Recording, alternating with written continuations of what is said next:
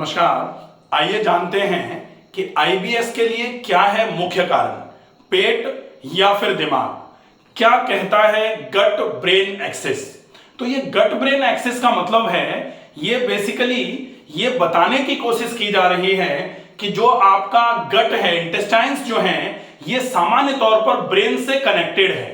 तो definitely connected तो brain से आपका पूरा शरीर ही है, लेकिन अगर कोई ये कहने लग जाए कि आईबीएस आपका मानसिक रोग है, इसका शरीर से कोई लेना देना नहीं है, तो डेफिनेटली यहां कहीं तो गलती है।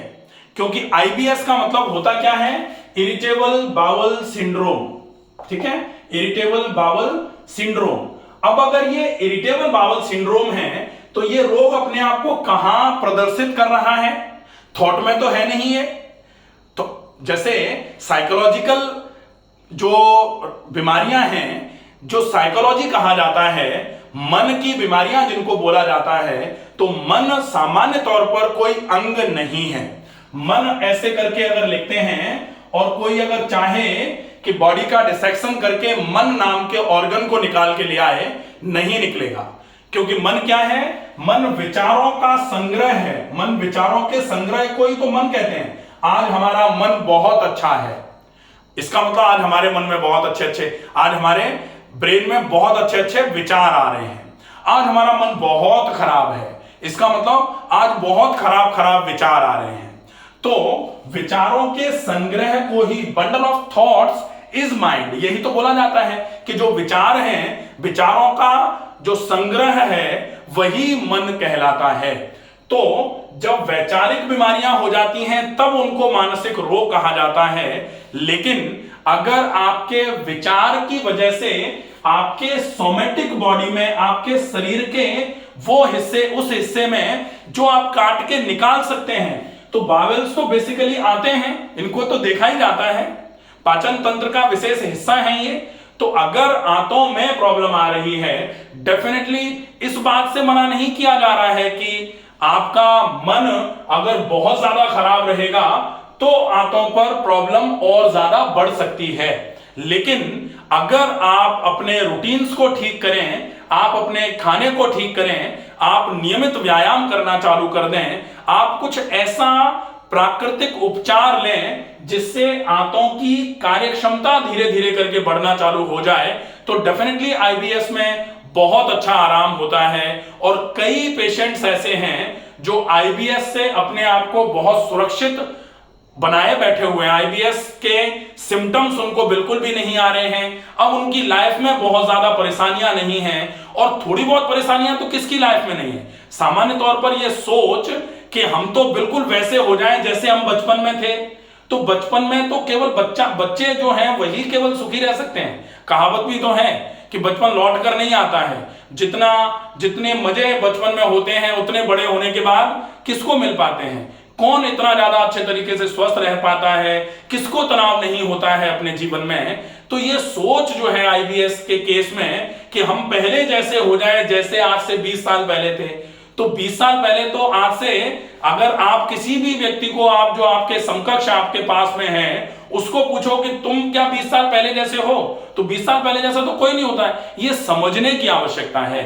और अगर ये चीजें समझ में आ जाएंगी तो डेफिनेटली ये कहावत जो कही जाने लग गई है कि आईबीएस का कोई इलाज नहीं है, जिंदगी भर इलाज करते रहो तो भी इसमें आराम नहीं मिलता है, डेफिनेटली ये कहावतें बदलेंगी। लेकिन कब बदलेंगी, जब बात समझ में आना चालू हो जाएगी। और यहां समझ में सिर्फ इतना आना चाहिए कि अगर आईबीएस है तो डेफिनेटली गट ब्रेन एक्सिस क्या होता है, मैं देखो बताऊं आपको।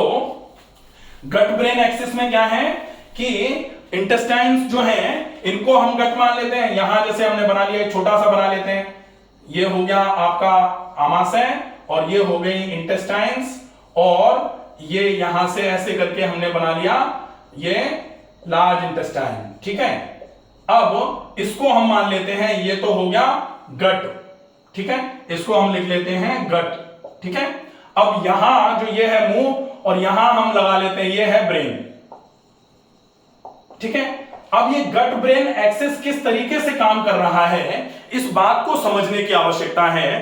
तो सबसे पहले जैसे ही गट की मोटिलिटी स्लो होगी स्लो मोटिलिटी, गट मोटिलिटी जो है जब सही नहीं रहेगी, मोटिलिटी जब वीक हो जाएगी, स्लो मोटिलिटी हो जाएगी गट की, इसकी वजह से क्या होगा, इसकी वजह से आपको धीरे धीरे करके जो गट मोटिलिटी वीक रहेगी, अब गट में जो भी खाना पड़ा हुआ है वो धीरे धीरे करके फर्मेंटेशन पर जाएगा और फर्मेंटेशन पर जाते जाते स्मॉल इंटेस्टाइनल बैक्टीरियल ओवरग्रोथ होना चालू हो जाएगी, सिबो जैसी कंडीशंस बनना चालू हो जाएंगी, क्योंकि खाना पड़ा पड़ा सड़ रहा है वहां।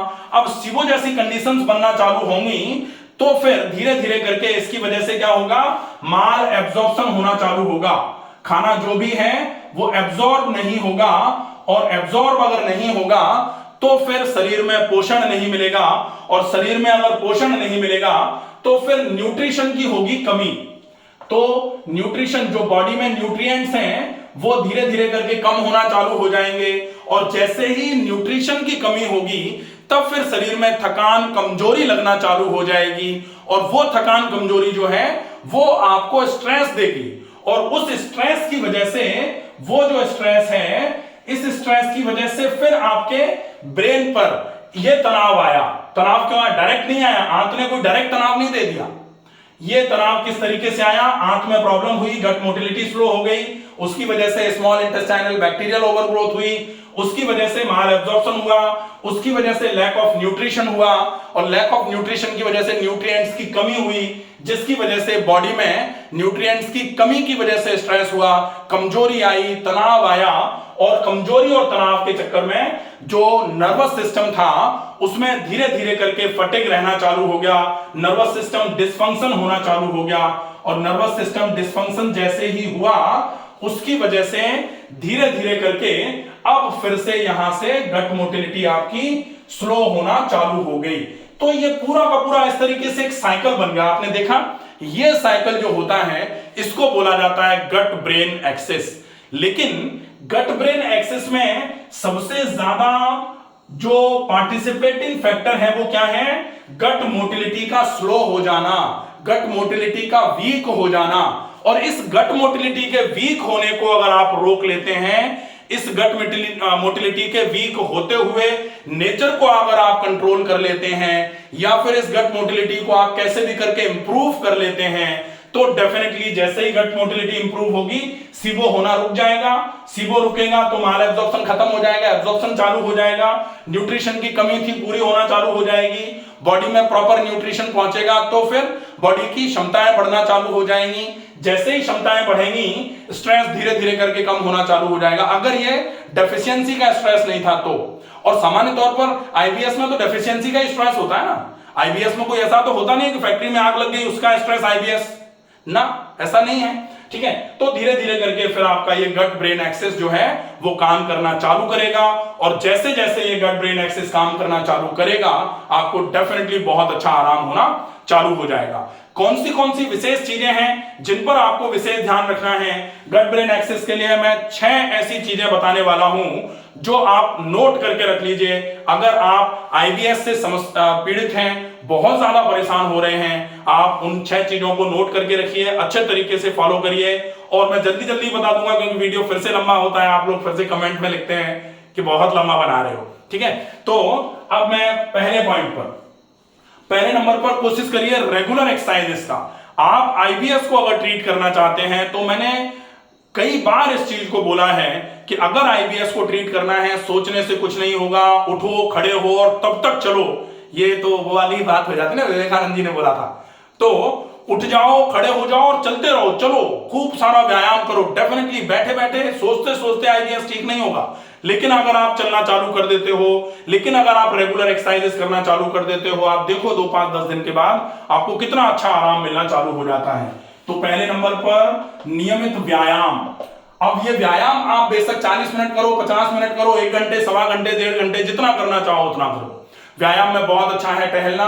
दूसरे नंबर पर आसन बहुत अच्छे होते हैं, और अगर आप प्राणायाम पर फोकस कर सकते हैं तो सबसे बढ़िया पार्ट है व्यायाम का, आप प्राणायाम करिए। ठीक है, दूसरे नंबर पर आती है ईट मोर फाइबर्स। आप इतने ज्यादा फाइबर्स का उपयोग करो कि अगर आईबीएस सी है तो आईबीएस में, आईबीएस के तीनों टाइप हैं, आईबीएस सी है तो डेफिनेटली वो फाइबर्स के कंटेंट जो हैं वो आपके कॉन्स्टिपेशन रिलीवर का काम करेंगे।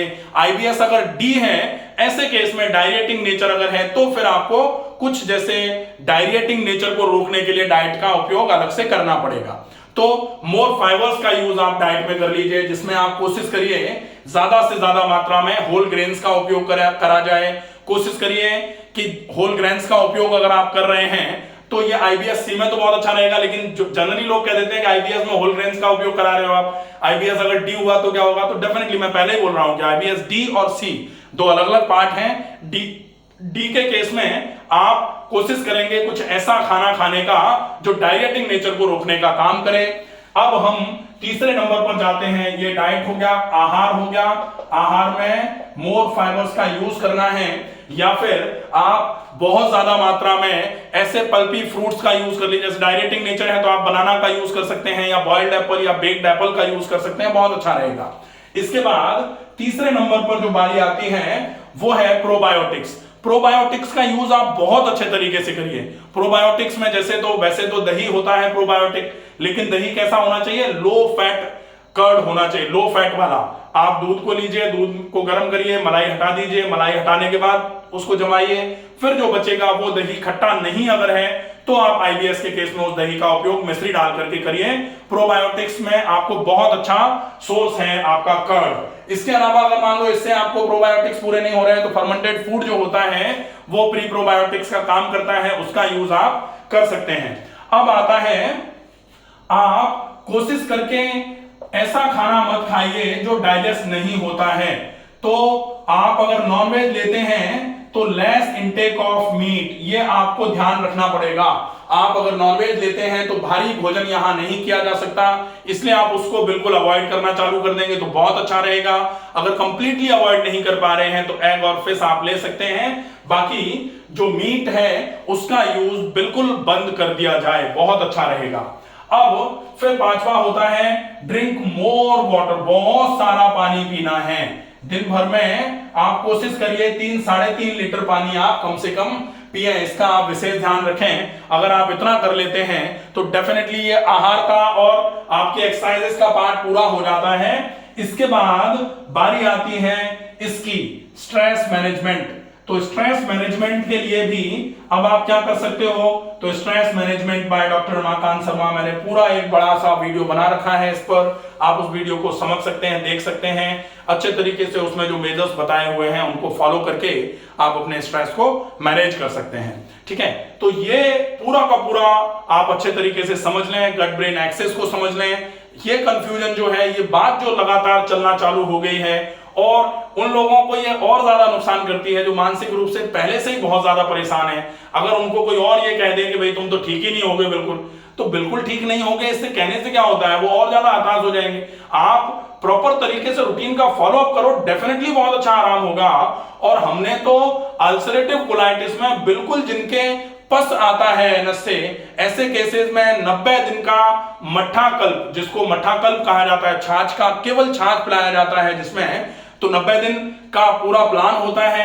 लगभग 70 दिन से 90 दिन का टाइम लग सकता है, किसी का 70 दिन में पूरा हो जाता है, किसी का टाइम थोड़ा और ज्यादा लगता है तो 90 दिन तक लगते हैं। लगभग 15 से 20 दिन पहले तैयारी में लग जाते हैं, लगभग 15 से 20 दिन बाद की तैयारी, बाद का जो कल्प के बाद का जो है वो प्रोसेस रहता है, और लगभग 45 से 60 दिन तक सिर्फ मट्ठा पिलाया जाता है, सिर्फ छाछ, गाय के दूध की छाछ, बिल्कुल खट्टी नहीं हो।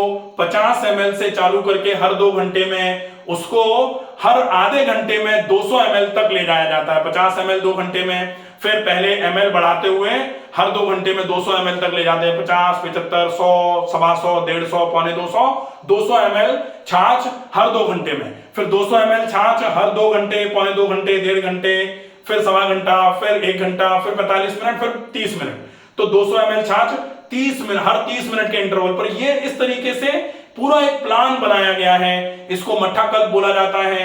अगर आपको कभी ऐसा लगे कि हम बिल्कुल ही ठीक नहीं हो सकते, या फिर आपको बहुत ज्यादा नेगेटिविटी आपके दिमाग में आ जाए, तो फिर आप मट्ठा कल्प के लिए तैयार होकर के हमारे यहाँ आ जाए, हम वो कराएंगे। डेफिनेटली बहुत अच्छा आराम आपको मिलेगा। स्वस्थ रहिए, सुरक्षित रहिए। अगर ये वीडियो आपको लोगों तक पहुंचाना है, आपको लगता है ये वीडियो लोगों के लिए उपयोगी होगा, खासकर उन लोगों के लिए जिनको पहले से पाचन तंत्र से संबंधित बड़ी समस्याएं हैं या आईबीएस है, तो प्लीज इस वीडियो को ज्यादा से ज्यादा शेयर करिए।